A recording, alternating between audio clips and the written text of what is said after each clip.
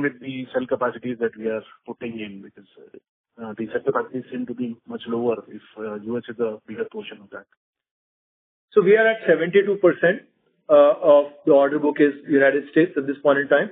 The cell capacity is not going to be so much of a limitation.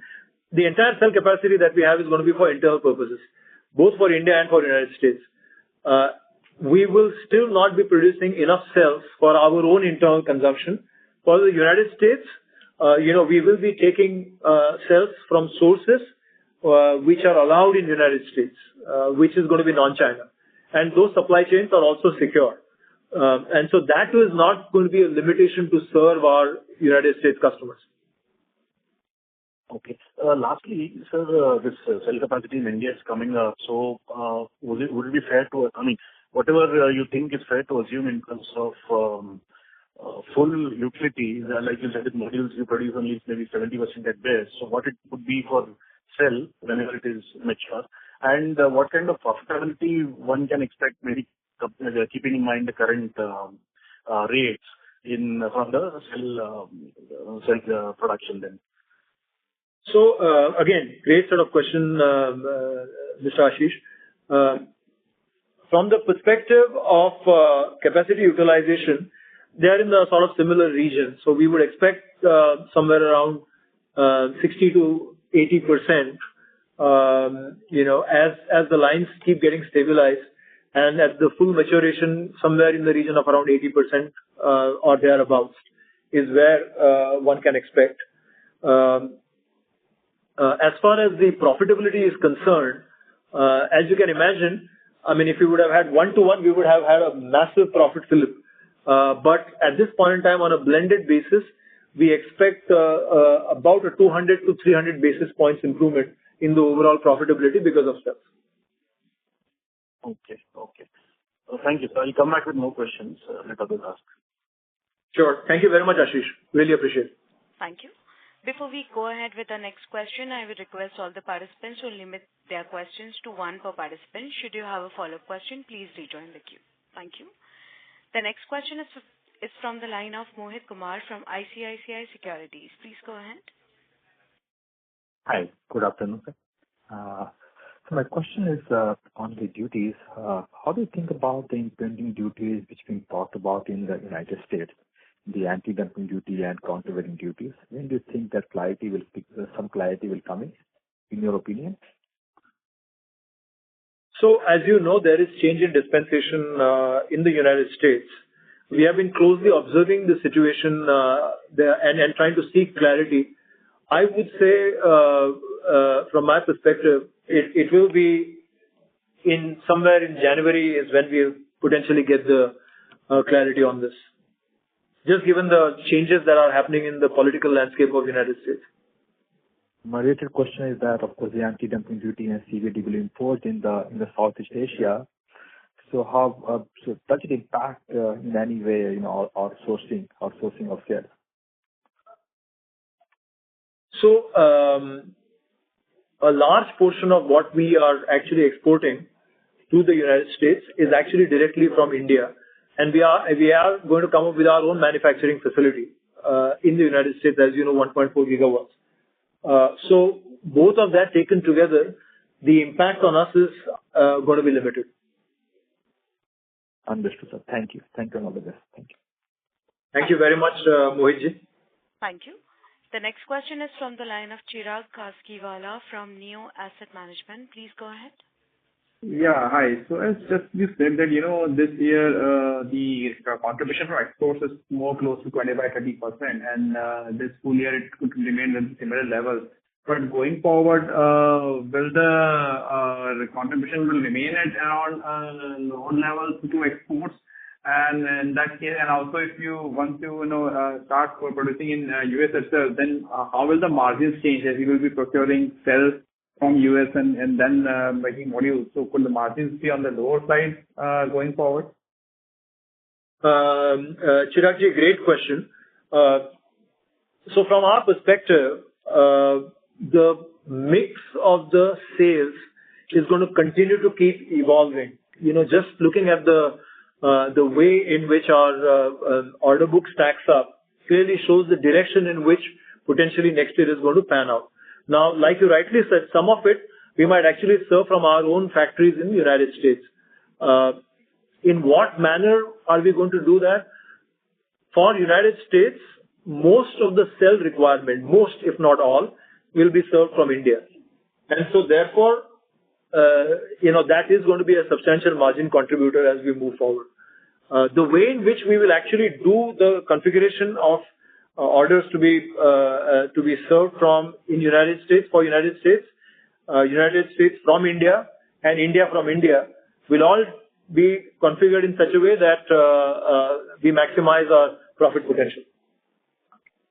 And if you look at the order inflow, so it has been around 20 gigawatt of order book as on FY24, and even the first half the order book is 20 gigawatts. So what has been the order inflows in this first half? So it's actually been fairly robust, about 6 gigawatts or so is what I would say. 5 to 6 gigawatts is what we have got in the first half.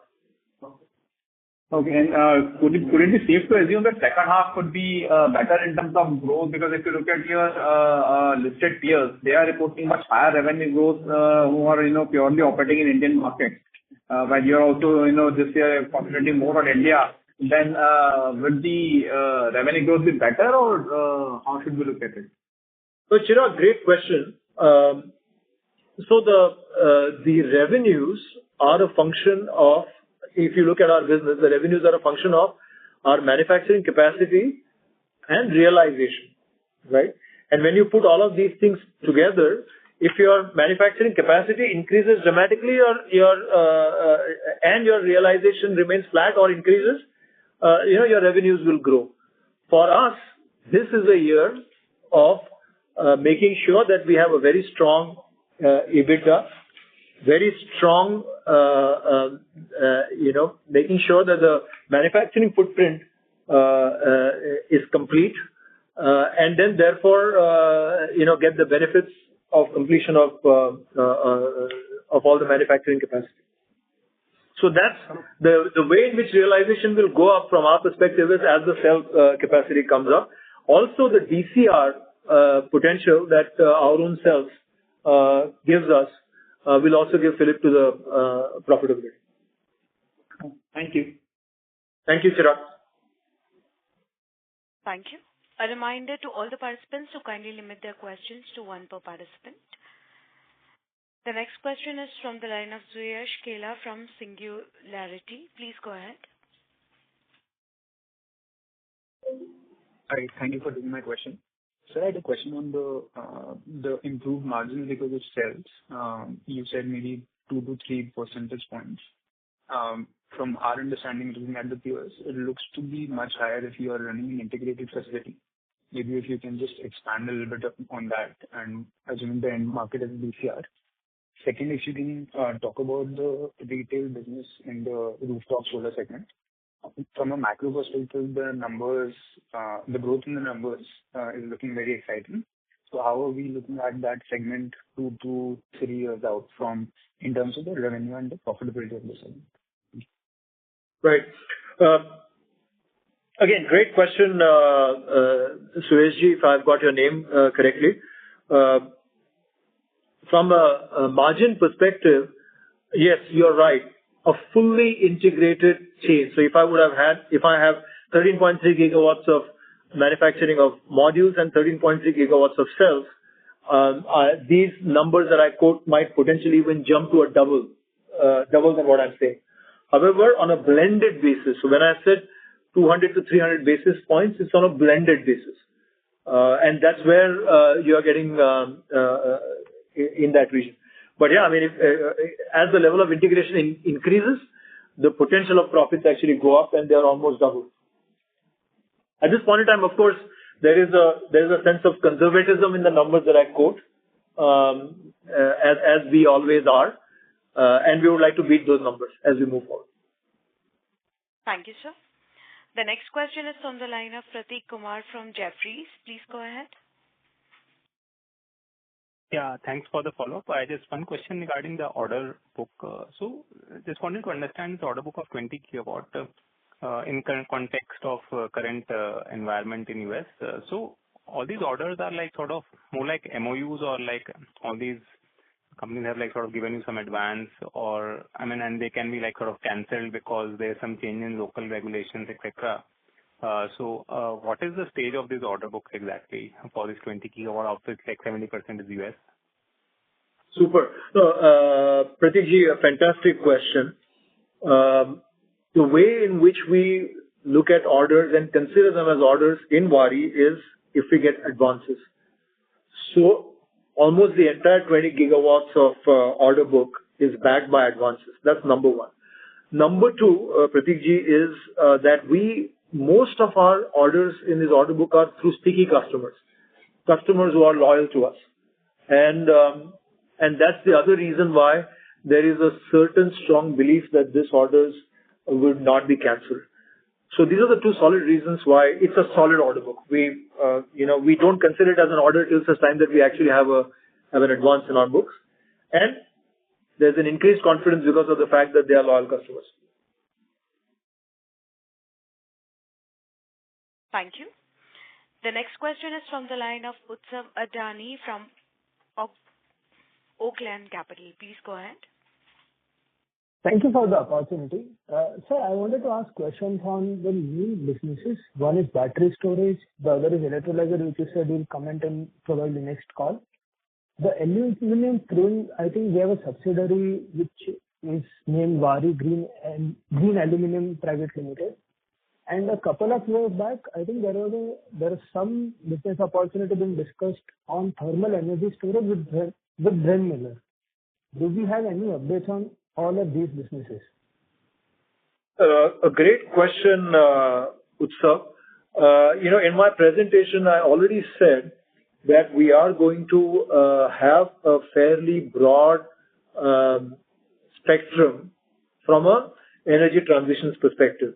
Out of that, electrolyzer for hydrogen and battery energy storage systems have come up to a point where we can talk about it. And of course, we'll get back to you in details very soon.